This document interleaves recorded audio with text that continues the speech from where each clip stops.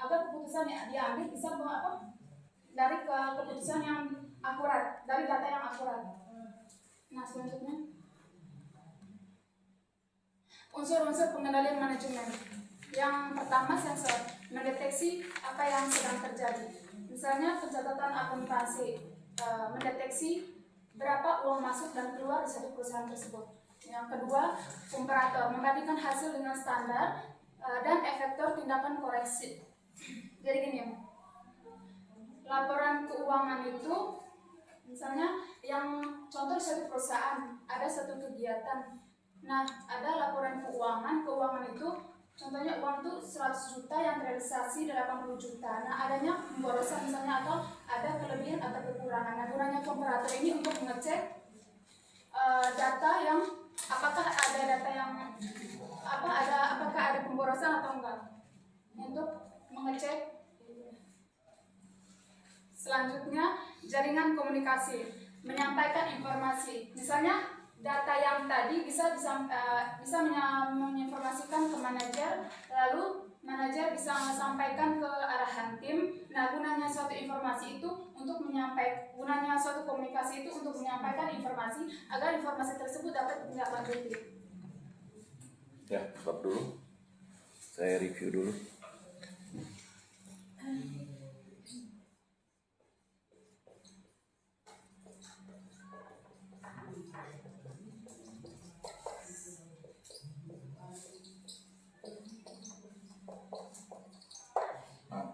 Kali ini kita akan membahas mengenai topik yaitu hubungan akuntansi dengan sistem pengendalian manajemen atau saya singkat dengan SPM. Nah, kalau kita bicara sistem, bahwa sistem ini diperlukan di dalam organisasi. Dengan adanya sistem, maka organisasi akan berjalan teratur dalam pencapaian tujuan dan sasaran serta mencapai sebuah hasil yang diharapkan. Oleh sebab itu, maka suatu organisasi seperti perusahaan yang menghasilkan suatu barang ataupun jasa, dia harus mampu membuat suatu sistem dengan efektif agar nanti kegiatan bisnis dapat dilakukan dengan tepat untuk meningkatkan kinerja, produktivitas, dan mencapai tujuan dan sasaran. Oleh sebab itu, maka pimpinan dalam perusahaan beserta dengan para manajernya harus dapat menyusun sistem secara tepat. Yang gunanya nanti sistem itu akan dibuat dengan ketentuan, dengan aturan atau regulasi. Nah, sistem ini nanti akan diterapkan oleh organisasi untuk menjalankan setiap fungsi-fungsi bisnis yang ada dalam perusahaan. Baik itu dalam fungsi marketing, produksi, SDM, maupun fungsi dalam research and development. Nah, agar setiap fungsi bisnis ini berjalan dengan baik, maka diperlukan adanya sistem. Nah, sistem ini nantinya akan diterapkan dalam organisasi. Gunanya tadi sudah saya katakan untuk memajukan suatu organisasi dalam meningkatkan kinerja, tujuan, sasaran, atau dapat mendorong peningkatan terhadap penjualan dan profit atau keuntungan perusahaan. Jadi ketika sistem itu dibuat dalam perusahaan pasti memiliki tujuan.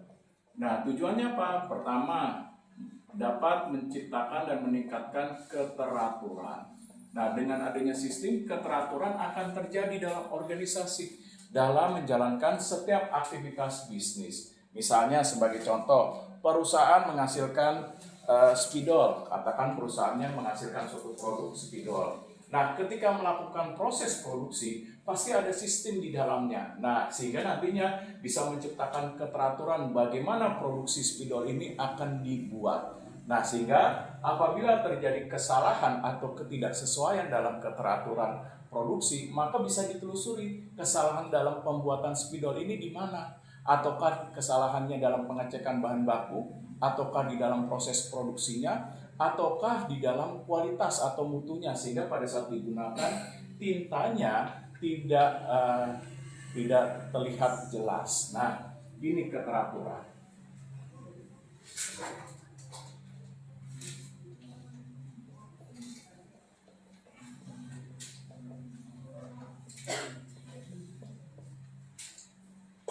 Nah, yang kedua, Tujuan daripada sistem itu di dalam organisasi diciptakan memudahkan dalam kontrol. Artinya apa?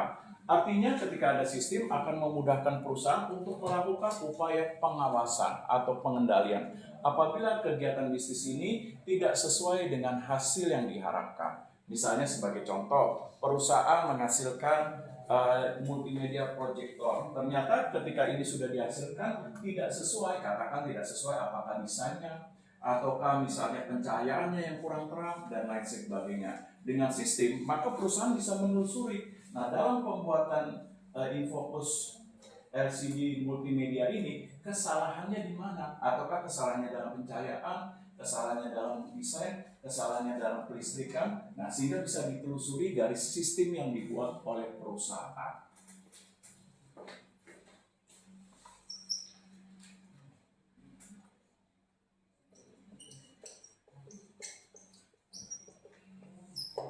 Nah, dengan adanya sistem, maka perusahaan bisa melakukan evaluasi dengan relatif dengan lebih mudah. Nah, apa buktinya? Dengan adanya sistem, maka perusahaan bisa mengevaluasi kesalahan-kesalahannya di mana, kekurangannya di mana, apa yang perlu diperbaiki, dan lain sebagainya.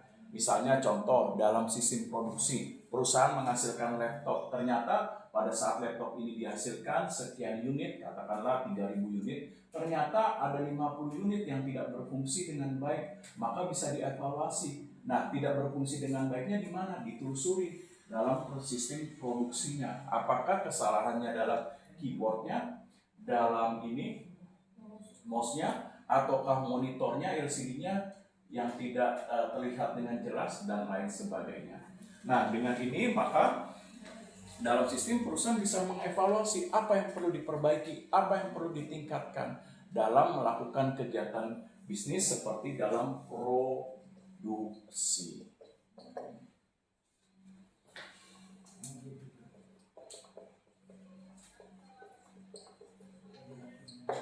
Nah, dengan adanya sistem, maka perusahaan relatif lebih mudah dalam melakukan feedback. Feedback ini apa? Yaitu berupa umpan balik.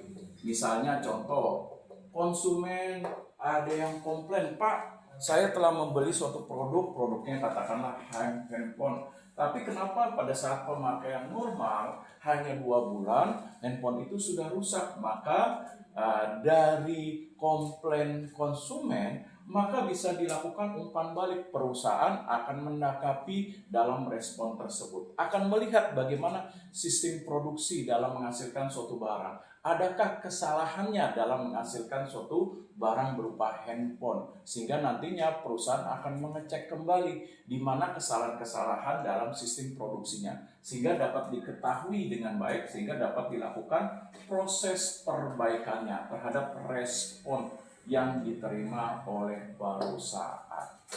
Nah, di dalam organisasi ada banyak sistem yang diciptakan.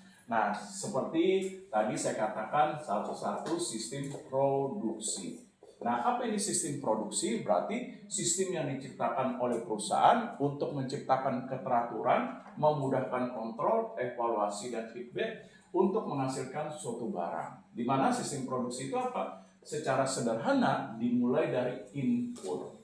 Nah, apa ini input? Yaitu memperhatikan bagaimana bahan baku. Nah, dilihat bahan baku, pengecekan bahan bakunya seperti apa, lalu merancang desain produknya seperti apa, dan lain sebagainya. Nah, sesudah itu lakukan proses produksi atau transformasi. Nah, proses produksi atau transformasi ini dilakukan dengan menggunakan sistem seperti metodenya apa, pendekatannya apa, tekniknya bagaimana melakukan upaya perubahan terhadap bahan baku menjadi barang setengah jadi, teknologi atau mesin-mesin produksi apa yang perlu untuk digunakan. Nah, ini semua mencakup dalam sistem produksi seperti dalam proses produksi. Nah, setelah itu ada outputnya. Nah, apa ini output? Output ini berbicara terhadap hasil yang ingin dicapai. Nah, dalam produksi apa hasil yang ingin dicapai? Yaitu bagaimana menghasilkan suatu barang. Barangnya bagaimana? Memenuhi kuantitas dan kualitas. Nah, Kuantitas ini maksudnya apa? Maksudnya dalam sistem perusahaan mampu tidak menghasilkan suatu barang ini atau dalam proses produksi sesuai dengan permintaan yang dibutuhkan oleh konsumen, dengan memperhatikan bagaimana permintaan dan penawaran yang terjadi di pasar. Nah, oleh sebab itu, untuk memenuhi kuantitas, sistem harus bergerak dengan baik atau diimplementasikan perusahaan dengan tepat dalam melakukan kegiatan produksi. Nah, selain itu bicara kualitas. Nah, sistem itu juga harus memenuhi nilai kualitas terhadap output atau hasil dalam sistem produksi. Nah, kualitas ini apa? Yaitu berbicara terhadap mutu. Nah, mutu ini apa? Yaitu kemampuan perusahaan terbaik dalam menghasilkan suatu barang dengan memenuhi keinginan dari konsumen. Berupa apa? Berupa selera, mengetahui apa yang dibutuhkan oleh konsumen, lalu dapat mendorong loyalitas konsumen dan kepuasan konsumen, dan lain sebagainya. Nah, selain dari sistem produksi, perusahaan juga memiliki sebuah sistem, yaitu bagaimana sistem marketing yang bekerja. Nah, apa ini sistem marketing? Yaitu sistem pemasaran yang dibuat perusahaan.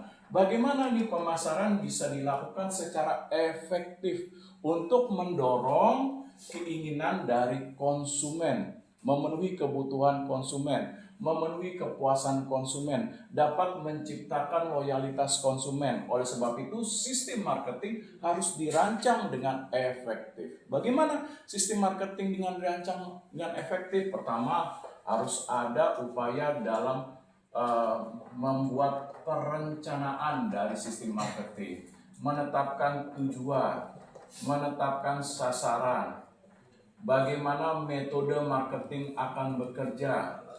Seperti misalnya contoh metodenya, Pak, saya ingin melakukan promotion, misalnya promosi.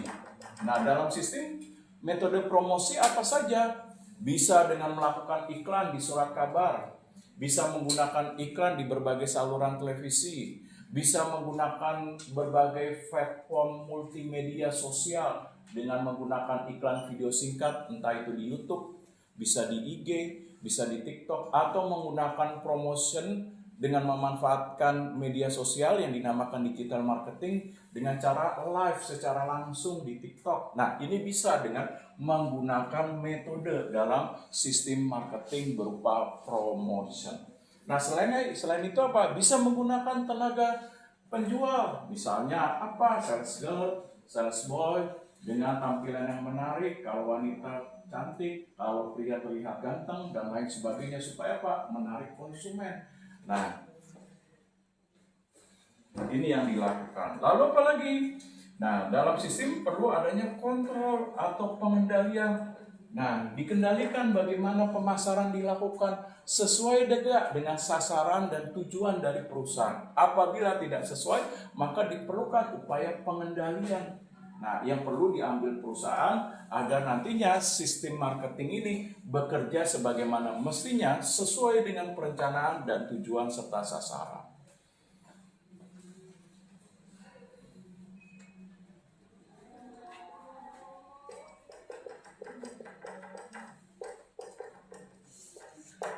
Nah, selain itu juga ada sistem sumber daya manusia. Apa ini sistem sumber daya manusia? Yaitu sistem yang diciptakan perusahaan bagaimana mengelola tenaga kerja secara tepat atau secara efektif. Oleh sebab itu, maka sistem perlu dirancang. Bagaimana merancang sistem sumber daya manusia? Memperhatikan bagaimana kualitas sumber daya manusia yang perlu ditingkatkan atau tenaga kerja. Apa yang perlu dilakukan dalam sistem selain merencanakan tujuan, sasaran, metode, dan kontrol? Maka sistem sumber daya manusia harus melihat bagaimana upaya yang dilakukan dengan rekrutmen. Rekrutmennya udah dilakukan dengan benar gak? Dengan efektif, sesuai dengan proses dan sistem yang ditetapkan perusahaan.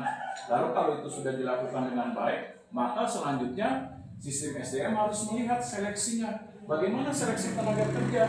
Apakah seleksi tenaga kerja sudah dilakukan dengan benar? Ataukah perusahaan itu banyak penyimpangannya, seperti unsur nepotismenya masih tinggi atau unsur kolusinya masih tinggi dalam melakukan rekrutmen dan seleksi.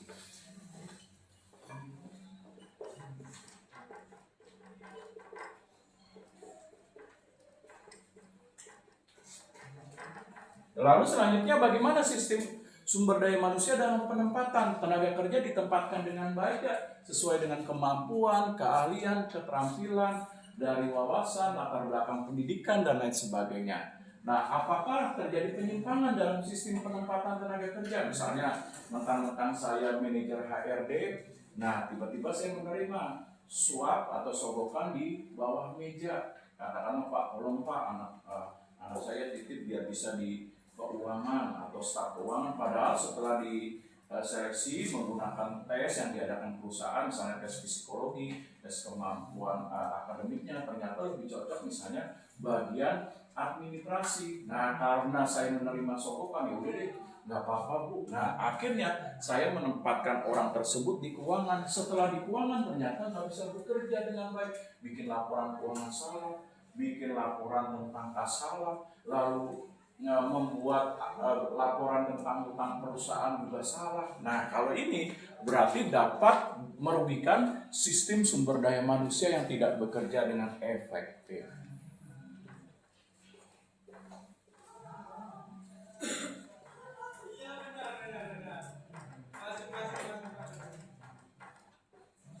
Nah, lalu juga bagaimana kesejahteraannya? Perusahaan harus merancang sistem kesejahteraan yang diberikan oleh karyawan terhadap gaji, upah, bonus, insentif, berbagai tunjangan yang nantinya perusahaan harus merancang pemberian kesejahteraan yang disesuaikan dengan apa? Dengan jabatan, dengan pengalaman kerja, dengan keahlian, dengan tanggung jawab, beban kerja yang diberikan, dan lain sebagainya.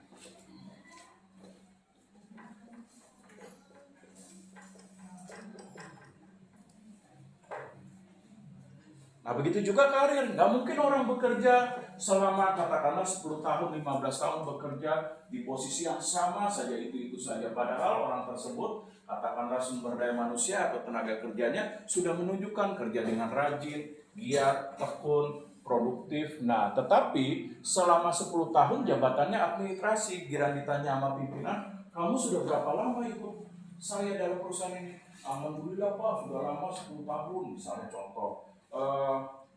Sudah kamu menempatkan posisi apa? 10 tahun, alhamdulillah Pak, jadi administrasi. Nggak mungkin orang merasa senang, bangga ketika dia sudah menunjukkan dedikasi, loyalitasnya kepada perusahaan atau pengabdiannya, tapi perusahaan mengabaikan. Nah, pasti dalam hal ini ketika karir terhambat, nah maka dapat merusak sistem sumber daya manusia berupa apa? Pengelolaan sumber daya manusia yang efektif. Dalam hal apa? Dalam memajukan para pekerja.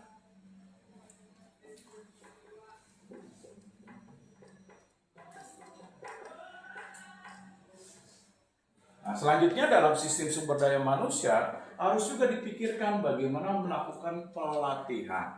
Apa ini pelatihan? Meningkatkan kemampuan, keahlian pekerja. Nah, oleh sebab itu sistem SDM harus ada bentuk bagaimana pelatihan itu dilakukan. Bagaimana menetapkan metodenya, berapa banyak pesertanya, berapa lama durasinya, apa sasaran peningkatan terhadap pekerjanya dalam hal kemampuan, keterampilan, keahlian, atau perubahan sikap, dan lain sebagainya.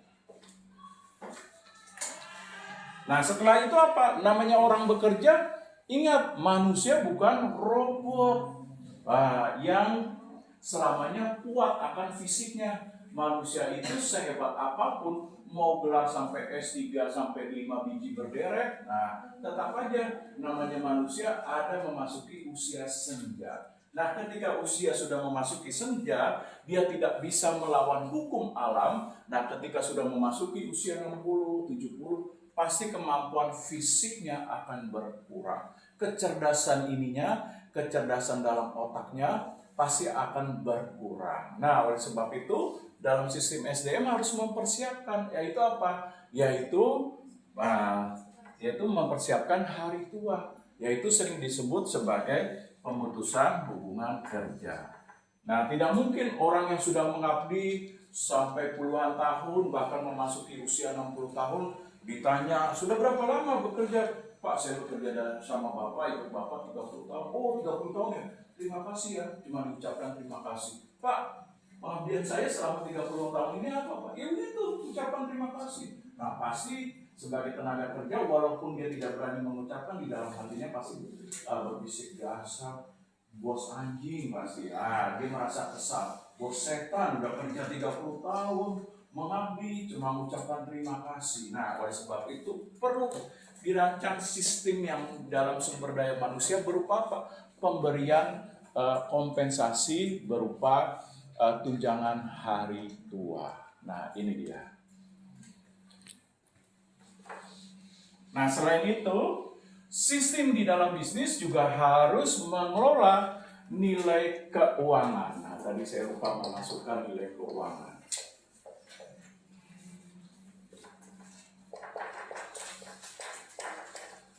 Nah, agar apa? Agar keuangan atau kekayaan perusahaan atau sering juga disebut sebagai aset, nah bisa dikelola dengan baik.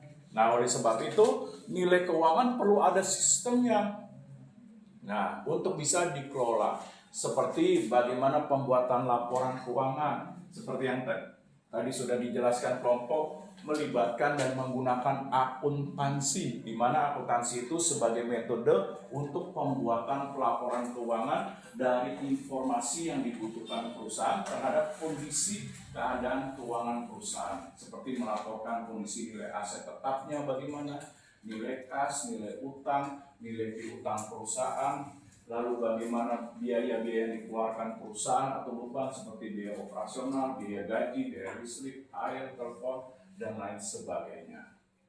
Nah, keuangan ini perlu dikelola supaya apa? Supaya perusahaan tahu bagaimana kondisi keuangan perusahaan. Nah, apakah kondisi keuangan perusahaan sedang sehat ataukah tidak? Nah, sehingga perusahaan bisa melakukan kontrol dalam hal keuangan, seperti misalnya melakukan efisiensi. Nah, ini bisa dilakukan dengan baik jika ada sistem yang bekerja dalam keuangan. Nah, ketika sistem itu bekerja dalam keuangan, menggunakan metode akuntansi, maka perusahaan bisa menggunakan bentuk siklus akuntansi. Nah, apa ini siklus akuntansi? Nah, coba kalian cari di handphone, di AI, Artificial Intelligence, coba di handphone, di HP kan ada WA, bunyinya. Nah coba, Om begini tolong bantu. Nah, jelaskan mengenai siklus akuntansi.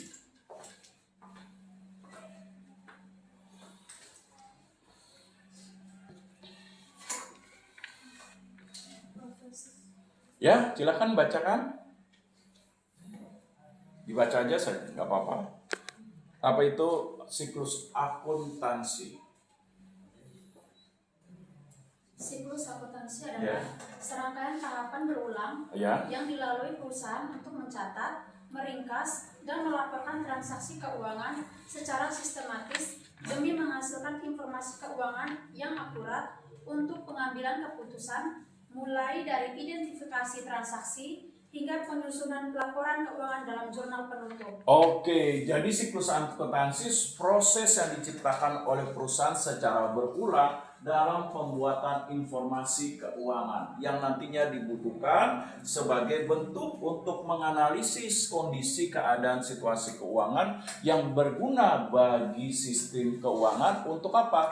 Melakukan upaya dalam pengambilan keputusan. Seperti apa? Seperti misalnya nih, setiap tahun kan perusahaan ada tahu rapat tahunan atau rapat besar. Biasanya dia diselenggarakan oleh perusahaan, ada dihadiri oleh direktur utama, wakil direktur, ada pemilik perusahaannya, ada dewan direksinya, ada para manajer, ada asisten para manajer hadir juga, ada wakil direktur dan asisten direktur, juga para karyawan. Nah, biasanya ngapain di sana? Apakah main gundu? Nah, enggak tentunya. Nah, apa keputusannya?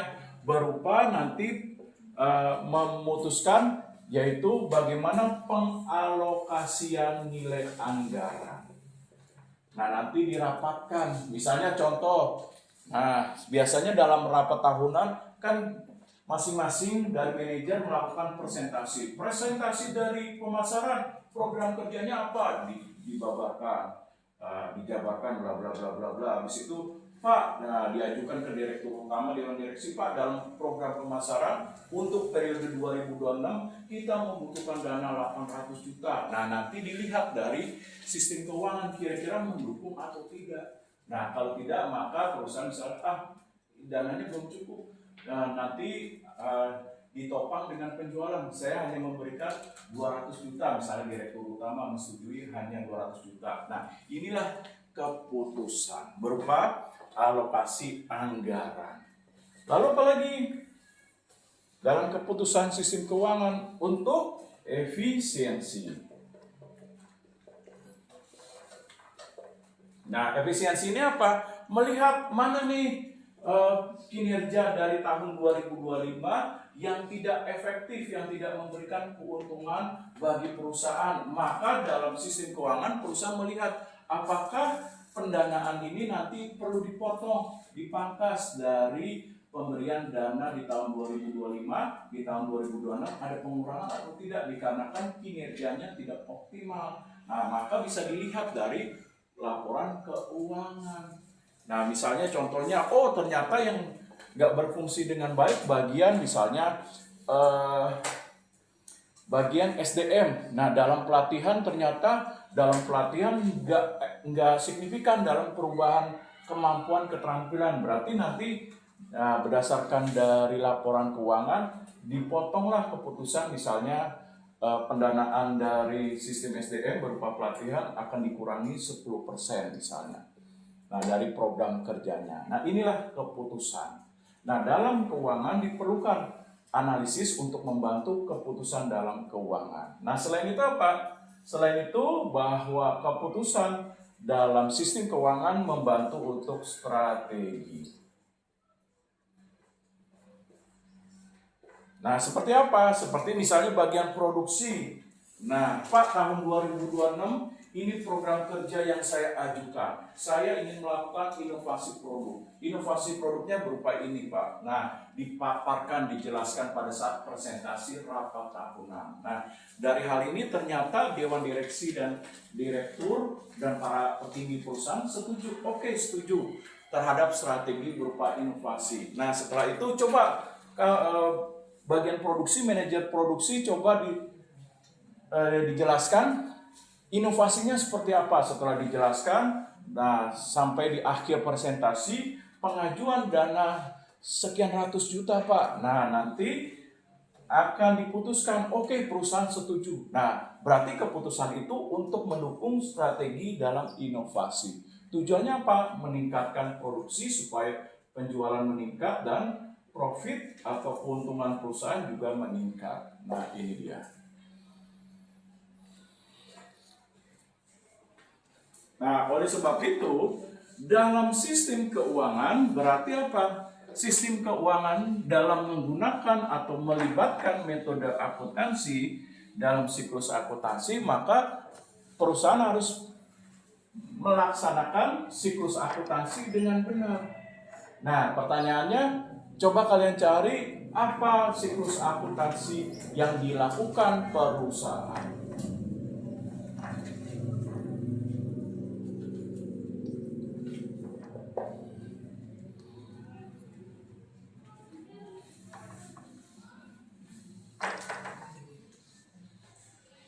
Nah, silakan cari apa saja siklus akuntansi pada tahapan yang perlu dilakukan yang nantinya membawa bentuk yaitu laporan keuangan. Siklus akuntansi perusahaan meliputi yang pertama, identifikasi transaksi. Sebentar. Pertama, identifikasi transaksi. Artinya apa? Setiap ada kegiatan transaksi yang dilakukan perusahaan perlu dicatat dan disertai bukti seperti adanya nota. Nah, seperti misalnya contoh, Pak, perusahaan tahun ini perlu menambah mesin produksi. Ya, kita beli mesin produksi 4 ya, Pak. Tiba-tiba direktur utama, oke, setuju. Bagaimana para manajer yang lain pada saat rapat? Oke, setuju. Nah, pada saat itu nanti, pembelian mesin produksi perlu untuk dibuat kwitansinya sebagai bukti catatan bahwa perusahaan telah melakukan upaya dalam hal keuangan berupa pembelian mesin produksi. Nah, nanti dicatat berapa besar nilai pengeluaran perusahaan untuk mendukung kegiatan bisnisnya, seperti membeli mesin produksi, lalu perlu gak menambah tenaga pekerja, menambah tenaga penjual, salesman-nya, dan lain sebagainya. Oke, lalu? Pencatatan dalam jurnal. Oke, pencatatan dalam jurnal. Nah, ini udah semester berapa? 5. Oke, sudah semester 5, udah tahu lah pencatatan jurnal. Apa saja tuh pencatatan jurnal? Nah, coba nih catatan jurnal dimulai dari mana tuh?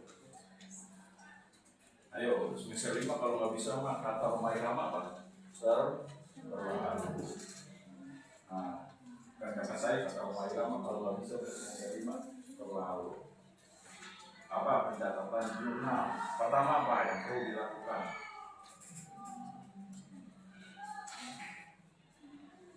Ayo, udah semester 5 nih. Kalau nggak bisa jawab, turunin dari semester 1. Belajar pengantar akuntansi lagi. Nah, pertama apa? Nah, jangan lupa membuat laporan keuangan dari identifikasi transaksi dengan membuat jurnal umum dulu. Nah, seperti ini, jurnal umum.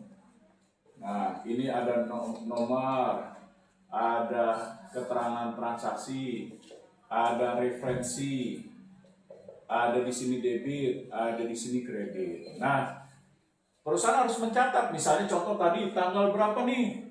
28 misalnya September 2005. Nah, di sini ditulis terjadi pembelian mesin produksi sebanyak 5 unit. Berarti apa?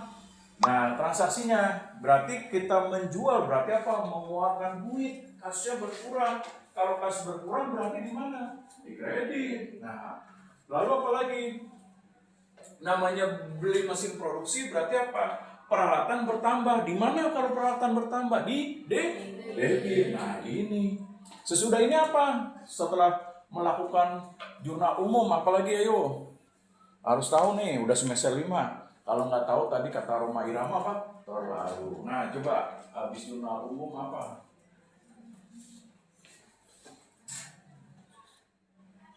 Habis jurnal umum.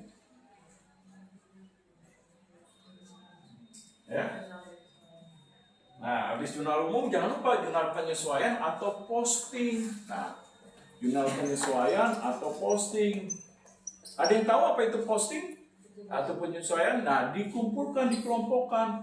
Misalnya kas di sini. Transaksinya ada berapa kali nih? Nah, apakah terjadi penambahan atau pengurangan? Nah, nanti misalnya penambahannya sekian, pengeluaran ternyata kredit pengeluarannya lebih banyak, berarti di sini apa? Oh, ternyata kasnya lebih banyak pengeluaran, berarti kita bisa minus. Nah, ini dia. Nah, misalnya contoh. Lalu apalagi setelah posting atau penyesuaian? Oke. Belum neraca cabut. Itu apa? Neraca 12 jalur. Nah, ada yang tahu apa itu neraca 12 jalur?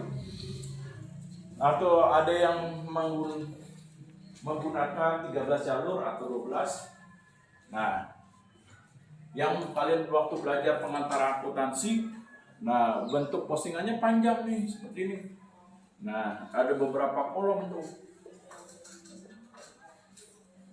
Nah, di sini nomor transaksi debit kredit, di sini penyesuaian debit kredit.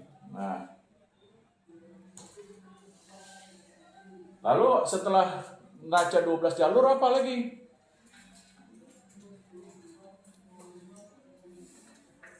Neraca? Ayo, gimana nih? Ayo udah semester 5, neraca?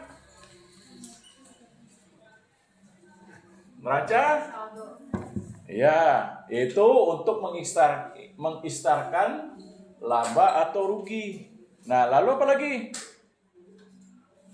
Neraca penyesuaian. Apa itu penyesuaian? Coba cari di internet.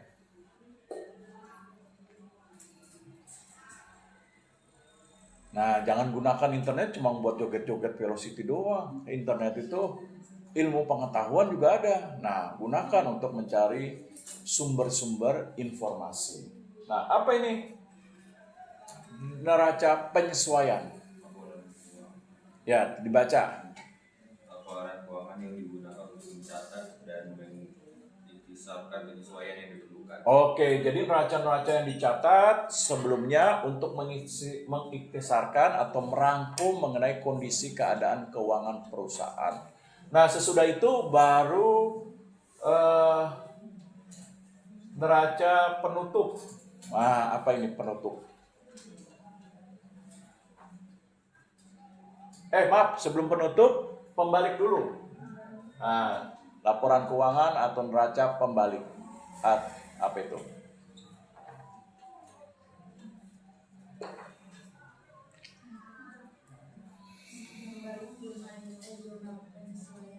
Iya, boleh diulang? Oke, untuk membalik jurnal penyesuaian yang khasnya tadinya taruh di debit, di kredit, membalik. Lalu apa lagi? Terakhir, penutup. Ya, penutup apa nih terakhir? Oke, jadi pembuatan laporan keuangan yang terakhir disusun oleh perusahaan yang berupa kesimpulan terakhir terhadap kondisi keadaan dari keuangan perusahaan yang terjadi dalam setiap kegiatan dan aktivitas bisnis berupa transaksi yang dilakukan oleh perusahaan terhadap pengeluaran maupun pendapatan perusahaan. Nah, dalam hal ini selain daripada sistem keuangan yang perlu bekerja, maka dalam perusahaan perlu ada sistem RARND atau sering juga disebut sebagai Litbang, Lembaga Penelitian dan Pengembangan. Nah, apa itu Lembaga Penelitian dan Pengembangan?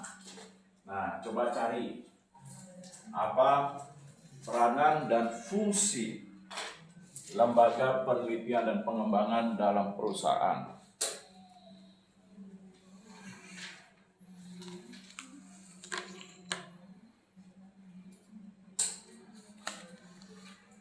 Sudah ketemu? Apa? Tolong dibacakan. Fungsi Litbang. Iya, betul. Satu, menghasilkan inovasi.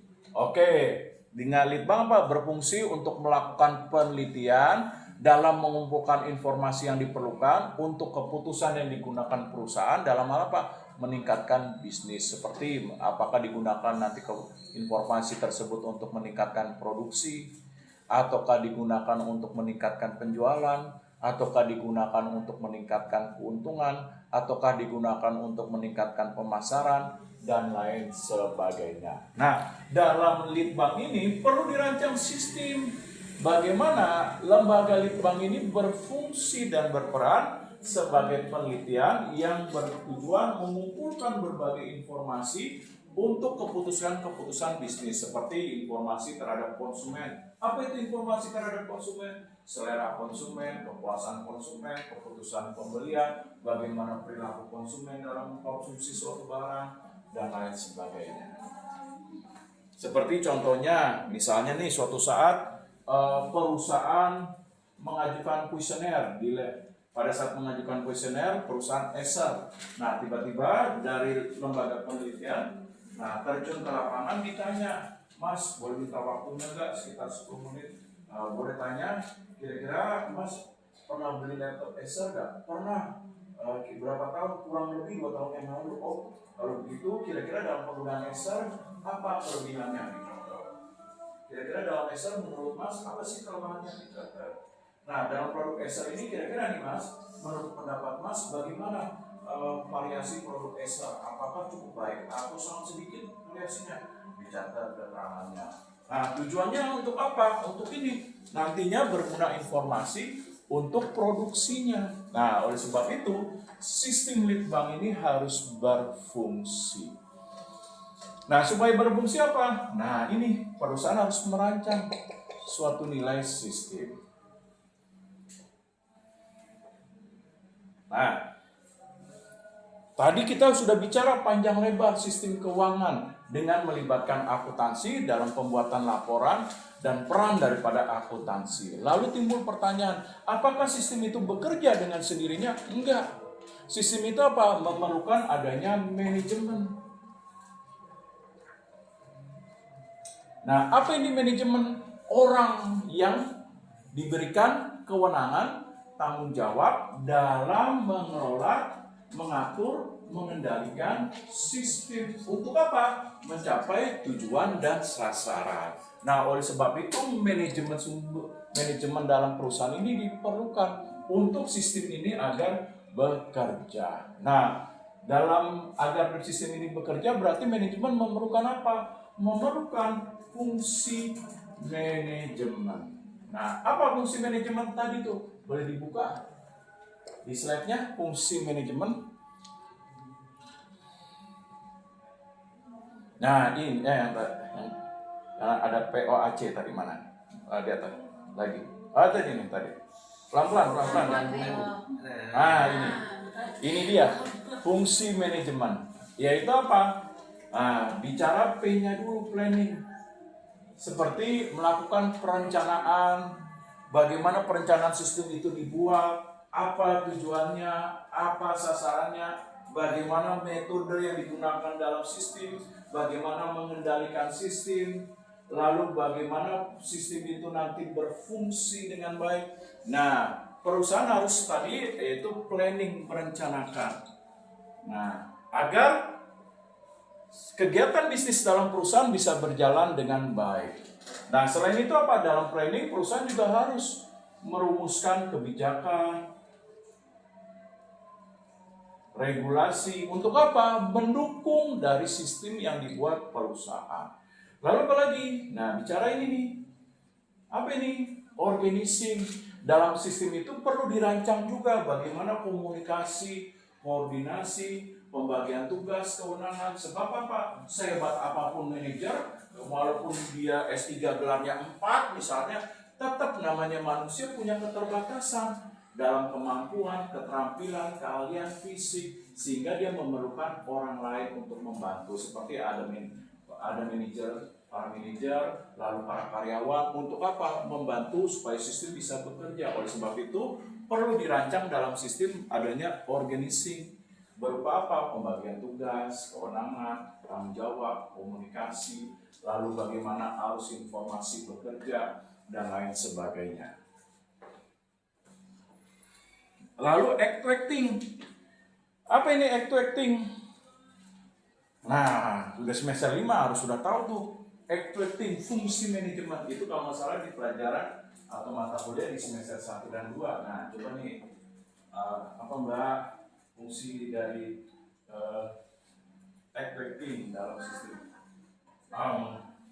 Oke, ya betul, mengarahkan atau fungsi dalam kepemimpinan. Dalam sistem perlu ada fungsi kepemimpinan supaya apa? Kalau terjadi masalah bisa menghandle, mengatasi, menciptakan problem solving. Kalau sistemnya itu bermasalah, tidak bekerja dengan baik pada saat dilaksanakan, maka manajemen bisa mengambil peran sebagai actuating dalam kepemimpinan, seperti mencari solusi, mengatasi masalah, dan lain sebagainya. Lalu C, apa ini C? Nah, coba apa fungsi controlling ini? Masih, udah belajar kan di semester 2 apa 1 yang pelajaran manajemen bisnis dan organisasi. Itu semester berapa? 2 ya? Oke, coba itu controlling apa dalam sistem? Mengoreksi kinerja. Iya, mengoreksi pelaksanaan dari sistem. Supaya apa? Supaya dapat memastikan sistem itu mencapai sebuah hasil yang diharapkan. Pak, ternyata sistemnya ada kesalahan. Berarti dalam kontrol pengendalian bisa melakukan apa? Langkah perbaikan sesegera mungkin dari respon yang tidak baik. Nah, ini dia. Nah, selain fungsi berarti apa? Supaya fungsi ini bekerja dengan baik, manajemen memerlukan apa? Kemampuan yang dimiliki. Nah, kemampuan manajemen agar dapat mendukung dalam pelaksanaan sistem itu paling tidak ada 3 minimal kemampuan. Yang pertama, kemampuan yang bersifat prosedural, kemampuan teknis, dan kemampuan manusiawi. Nah, coba kalian cari apa itu kemampuan prosedural yang diperlukan manajemen dalam sistem.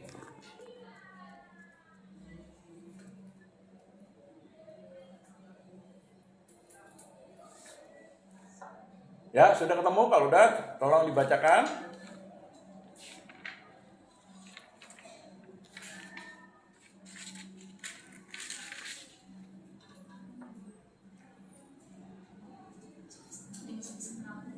Hah? Iya. Nggak mungkin saya tanya jenis-jenis buah. Nah, jenis-jenis kemampuan apa?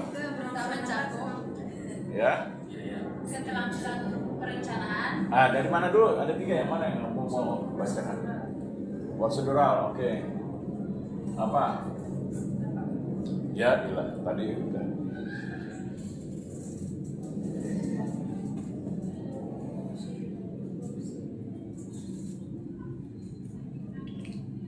Perencanaan, pengorganisasian. Itu perencanaan pengorganisasian fungsi. Nah, prosedural itu apa? Itu apa? Kemampuan yang harus dimiliki manajemen untuk mendukung dalam pelaksanaan sistem agar bekerja dengan baik. Berarti apa?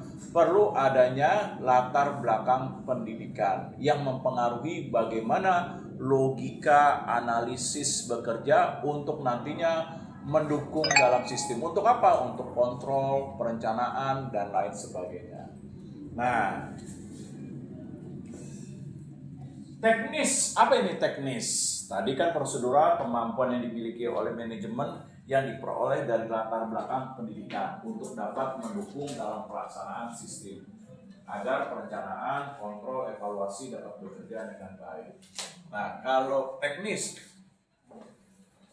Kemampuan keahlian spesifik yang melibatkan penggunaan alat, perangkat lunak, dan metodologi untuk mengelola menganalisis data keuangan termasuk penggunaan Excel tingkat lanjut, perangkat lunak, akuntansi seperti sistem pengendalian dalam manajemen. Oke, secara keuangan itu. Nah, kalau secara umumnya apa? Tadi bahwa teknis itu apa? Kemampuan dan keahlian yang dimiliki oleh manajemen dalam hal pelaksanaan sistem untuk apa nih? Untuk pelaksanaannya yang bersifat hal-hal teknis. Seperti apa? Seperti yang tadi sudah dikatakan, bagaimana melaksanakan dan menjalankan sistem keuangan, lalu berupaya untuk melihat kondisi dari sistem keuangan, melakukan pengendalian dan lain sebagainya. Nah, kalau manusiawi, oke, bagaimana sistem yang dibuat oleh perusahaan yang didukung dengan kemampuan manajemen untuk berkomunikasi, misalnya bagian keuangan yang membantu dalam menjalankan sistem, siapa saja staf-stafnya perlu berkomunikasi untuk apa? Untuk mengetahui apakah selama ini pelaksanaan sistemnya sudah berjalan dengan baik dalam pembuatan laporan keuangan. Nah, maka manajer perlu untuk berkomunikasi. Nah, dalam hal apa? Dalam hal melakukan koordinasi dan lain sebagainya.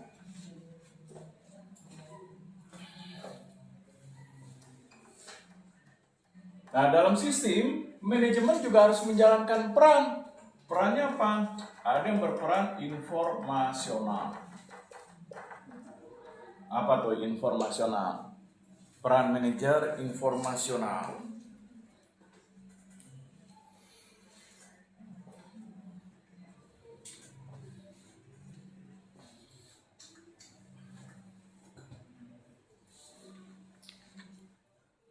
Nah, silakan.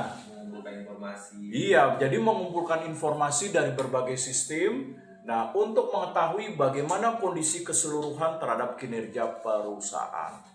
Nah, apakah kinerja perusahaan mengalami peningkatan dan penurunan sehingga dari sistem itu perusahaan bisa apa? Bisa melakukan pengambilan keputusan, menetapkan strategi, menentukan arah, menentukan tujuan, menentukan kebijakan dan lain sebagainya.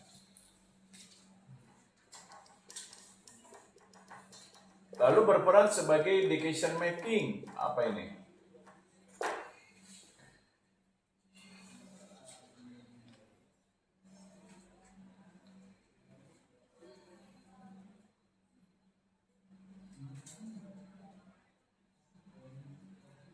Mengidentifikasi masalah.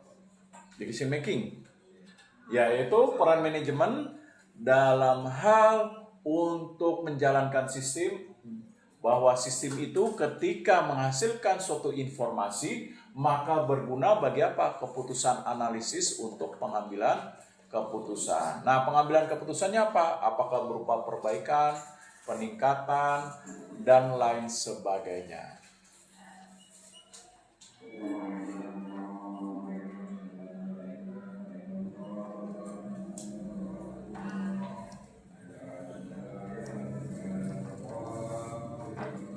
Lalu allocator, apa ini allocator?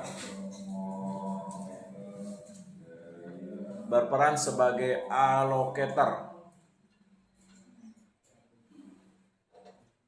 Mengoptimalkan penggunaan sumber daya. Oke, jadi sistem itu nantinya manajemen harus menggunakan perannya dalam hal informasi yang dihasilkan untuk digunakan sebagai analisis dalam mempertimbangkan terhadap keputusan pengalokasian sumber daya. Misalnya, berapa besar anggaran yang diberikan untuk mendukung setiap apa tuh program-program kerja yang ada di perusahaan, baik itu program kerja di dalam fungsi bisnis pemasaran, SDM, produksi, keuangan, dan lain sebagainya.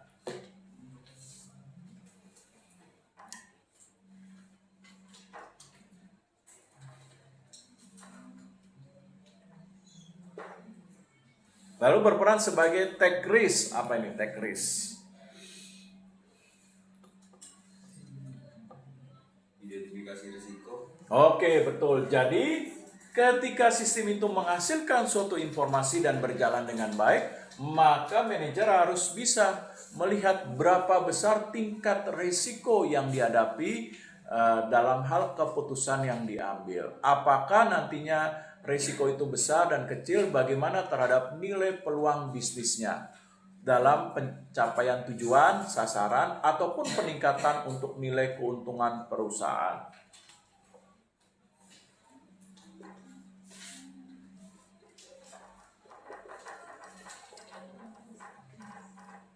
Lalu berperan sebagai entrepreneur. Apa itu? Manajer harus berperan sebagai entrepreneur.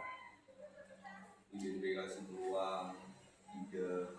Oke, jadi ketika sistem itu bekerja menghasilkan suatu informasi, maka manajemen harus berperan dalam hal apa? Dalam hal melakukan upaya keputusan untuk kreativitas, inovasi, lalu untuk pengembangan nilai bisnis, berani untuk melakukan pembaharuan, dan lain sebagainya.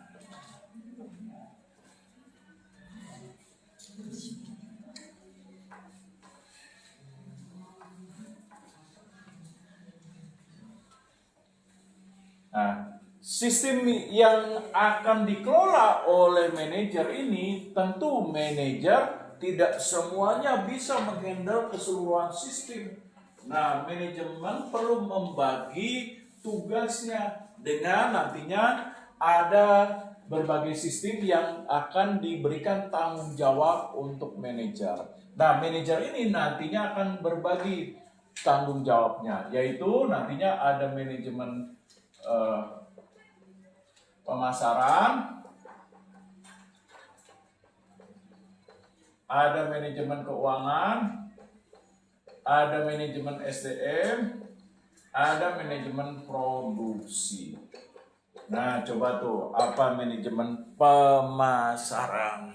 Seperti yang Bapak sudah jelaskan tadi juga, Ya. bahwa pemasaran itu seperti mengembangkan strategi pemasaran, melihat peluang pasar, apakah cocok atau enggak dengan produk kita atau apa Oke, yang kita berarti buat. manajemen pemasaran yang diberikan tugas, kewenangan, tanggung jawab untuk mengendalikan sistem pemasaran. Dalam hal apa tadi? Mengidentifikasi peluang bisnis, melihat kondisi pasar terhadap permintaan dan penawaran, bagaimana menciptakan kepuasan konsumen, lalu mendorong peningkatan penjualan, menciptakan loyalitas kepada konsumen, dan lain sebagainya. Pak, Ya. izin mau kali nanti. Oh iya.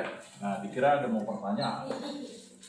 Nah, kalau keuangan, apa ini keuangan? Yang tadi saya udah jelaskan tuh panjang dan lebar. Mengelola aspek keuangan. Oke, jadi manajer yang diberikan tugas, kewenangan, tanggung jawab dalam hal mengendalikan sistem keuangan supaya nilai kekayaan aset perusahaan bisa dikelola dengan baik untuk peningkatan nilai bisnis seperti memperoleh keuntungan, meningkatkan penjualan, dapat dengan baik perusahaan melakukan upaya dalam memperluas bisnisnya, memperlebar bisnis dan lain sebagainya. Nah, kalau SDM-nya, Seperti mengelola karyawan, oke. hubungan antara karyawan, Ya. itu tanggung jawab dari Betul. Nah, artinya apa? Orang yang diberikan kewenangan, tugas, dan tanggung jawab dalam mengelola sistem SDM untuk menciptakan karyawan-karyawan yang berkualitas dalam kemampuan, keterampilan, keahlian, perilaku kerja baik, memiliki kesetiaan, loyalitas, dan dedikasi yang baik terhadap perusahaan. Serta apa? Serta sistem SDM ini manajer harus bisa bagaimana mengelola dan menciptakan kepuasan kepada karyawan.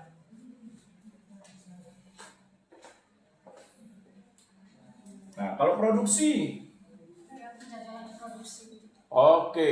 Jadi sistem yang bekerja, yang nantinya bekerja dikelola dan diberikan tanggung jawab oleh orang yang akan mengelola produksi. Seperti nantinya apakah keputusan diambil untuk meningkatkan kapasitas produksi, menentukan distribusi, lalu apakah perlu menambah mesin-mesin produksi, semua itu akan dihandle dan diberikan tanggung jawab dalam sistem produksi oleh manajer produksi.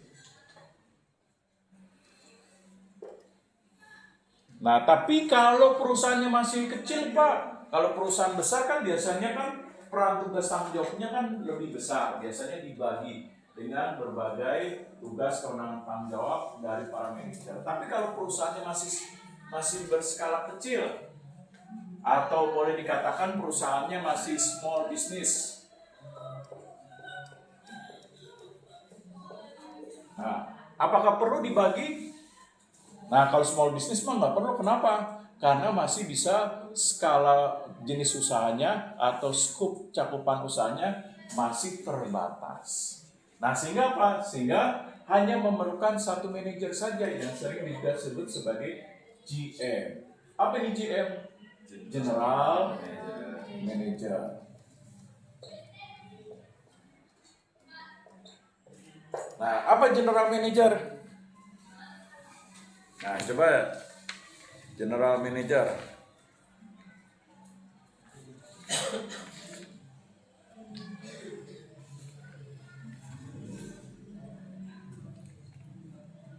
seorang eksekutif yang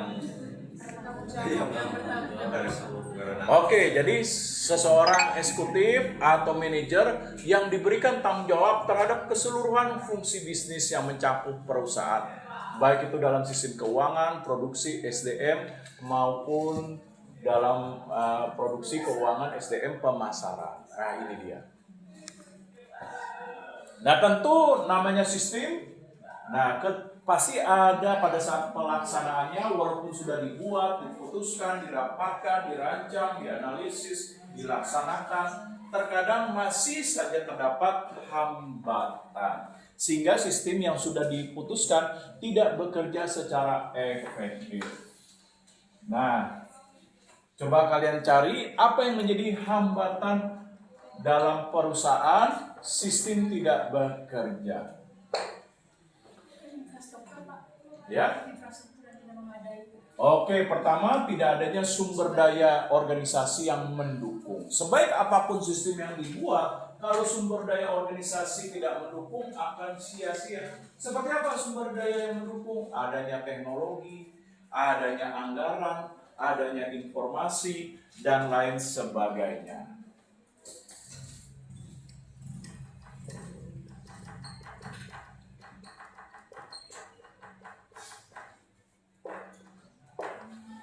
Nah, yang kedua, nah sama sumber daya organisasi. Nah, sama seperti contohnya apa nih? Kayak kampus ini bikin sistem sebaik apapun, tapi anggaran nggak mendukung. Seperti ini aja belum diperbaiki.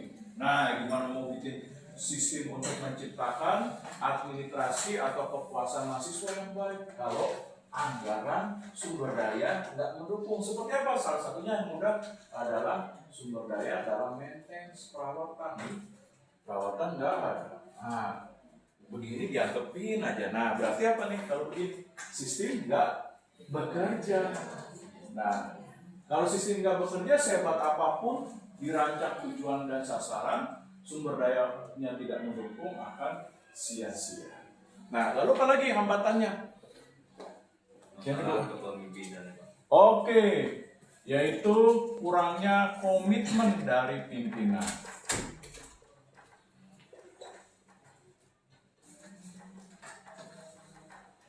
Artinya pimpinan tidak mau terlibat dalam sistem, maunya terima beres, tidak mau melihat atau mengawasi atau terjun langsung melihat bagaimana sistem itu bekerja, hanya menerima beres dari laporan. Nah, sehingga komitmen dalam menjalankan sistem rendah, hanya menerima laporan atau bersifat ABS, asal Bapak senang. Nah, tidak melihat kondisi sesungguhnya sistem itu bekerja seperti apa, sehingga kurangnya komitmen, sehingga apa? Nanti pimpinan tidak bisa memberikan saran, masukan, kritik yang baik dalam hal perbaikan atau peningkatan sistem. Nah, yang ketiga, Kurangnya pengawasan. oke, betul, kurangnya kontrol. Nah, ketika tidak adanya kontrol, nah hanya percaya kepada manajer, tidak pernah melakukan sigap, misalnya penyelidikan mendadak yang tanpa diketahui oleh manajer. Nah, ini menyebabkan kurangnya pengawasan. Nah, sehingga sistem itu tidak berfungsi dengan baik dalam pencapaian tujuan dan sasaran bagi peningkatan bisnis perusahaan. Nah, yang ketiga, kurangnya kontrol atau pengendalian. Lalu, apa lagi? Motivasi, kurangnya motivasi. Oke, kurangnya motivasi yang diberikan kepada para manajer atau para karyawan untuk menjalankan sistem dengan sebaik-baiknya.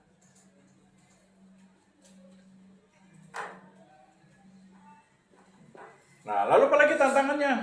Finansial. Nah, finansial sama dengan sumber daya organisasi. Apalagi? Oke, betul, perilaku. Di mana perilakunya tidak dibentuk dengan baik dalam mendukung sistem. Seperti apa? Perilaku yang disiplin, bertanggung jawab, nah, perilaku yang jujur, perilaku yang terbuka, nah, dalam melaporkan berbagai kondisi, situasi, keadaan dalam sistem yang dijalankan. Baik itu sistem pemasaran, keuangan, produksi, maupun sistem SDM. Nah, dalam sistem ini, perusahaan juga harus memperhatikan terhadap stakeholder.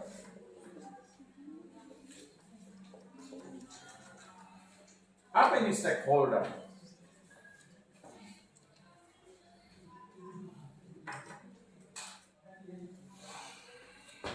Individu atau kelompok. Ya, individu atau kelompok yang memiliki kepentingan dalam perusahaan, baik secara langsung maupun tidak. Nah, siapa saja kelompok dan individu tersebut? Karyawan. Oke, pertama karyawan, betul. Employee, bahasa Inggrisnya karyawan. Nah, dalam sistem perusahaan harus memperhatikan karyawan seperti kepuasan, perilakunya, kedisiplinannya, pengetahuan, wawasan, keterampilan agar sistem itu bisa bekerja. Nah, sistem tidak akan bisa bekerja tanpa didukung sumber daya manusia. Oleh sebab itu, perhatikanlah karyawannya.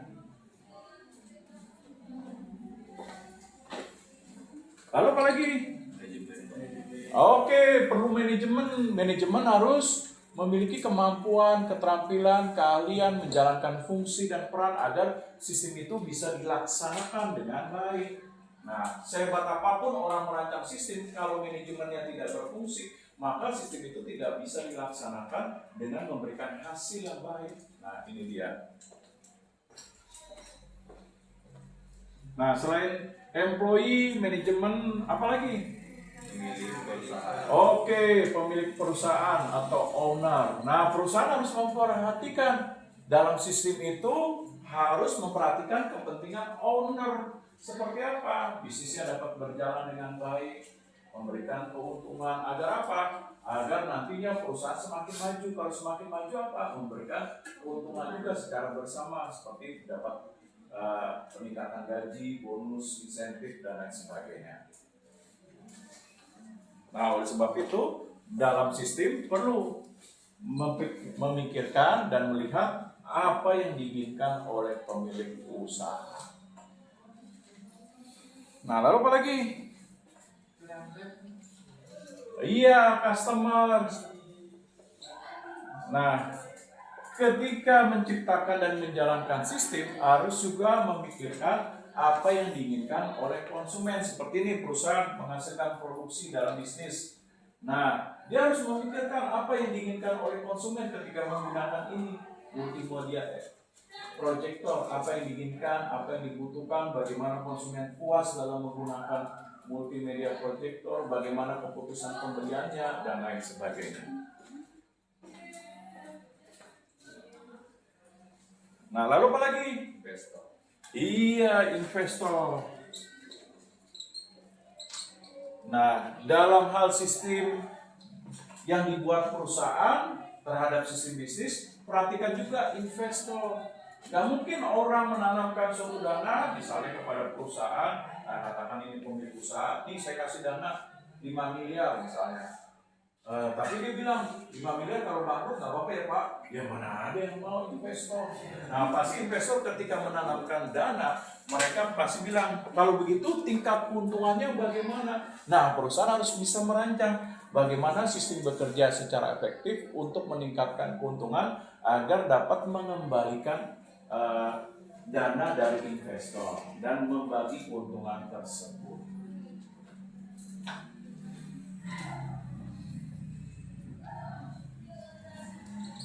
Nah, lalu apa lagi? Pemerintah. Oke, betul sekali. Mengapa dalam sistem seperti sistem bisnis dalam perusahaan, government perlu diberikan perhatian?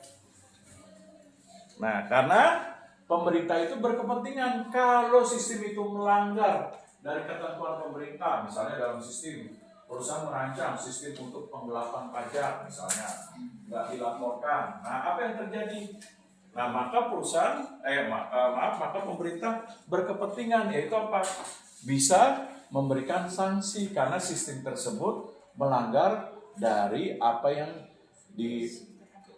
diketentukan atau dibuat keputusan dari pemerintah. Oleh sebab itu dalam sistem seperti sistem bisnis dalam perusahaan, nah pemerintah harus diperhatikan seperti kepentingan pajak dan lain sebagainya.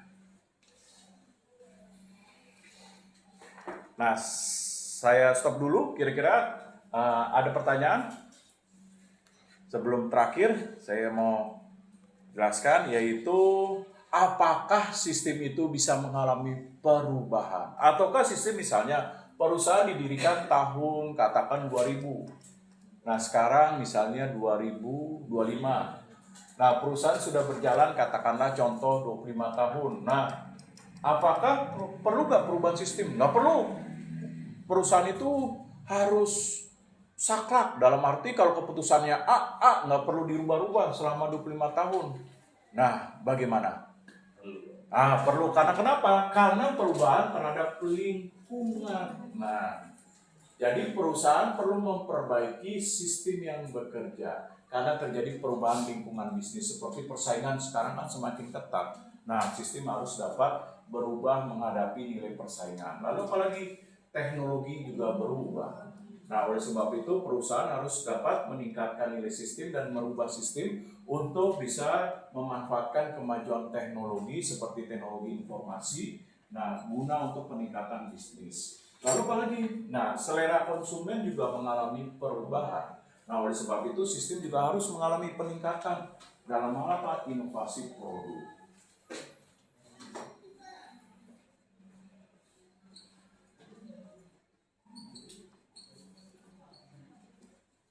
Nah, lalu apa lagi?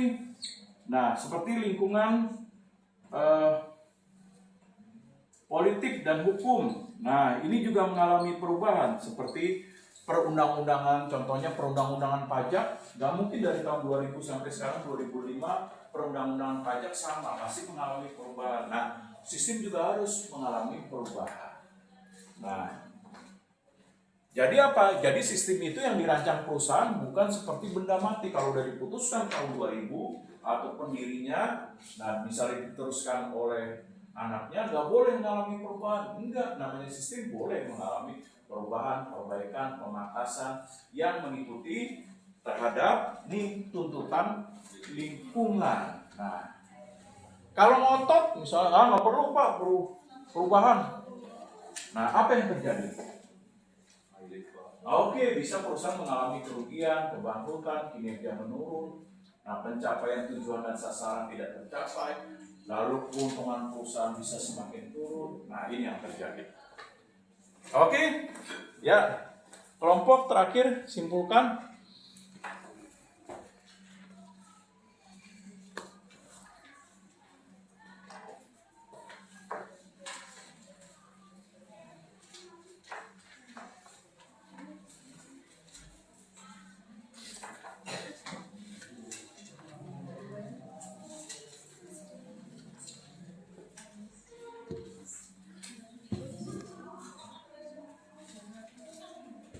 Ayo kesimpulan, kok panik kesimpulan?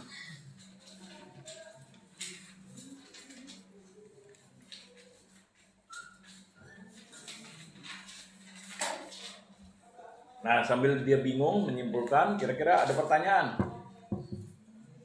Nah, udah panjang lebar tuh. Panjang lebar kali Ciliwung. Nah, kira-kira ada yang mau ditanyakan nggak? Kita sudah bahas sistem, mengapa sistem itu diperlukan dalam perusahaan, lalu sistem bisnis apa saja, bagaimana sistem keuangan bekerja terhadap akuntansi, apa peran tugas tanggung jawabnya sudah, bagaimana manajemen berperan dalam sistem, apa fungsinya, apa fungsi manajemen dalam sistem, lalu perannya, tantangannya, sampai kepada tadi sistem apakah bisa mengalami perubahan. Nah, ada pertanyaan sebelum sampai kepada kesimpulan?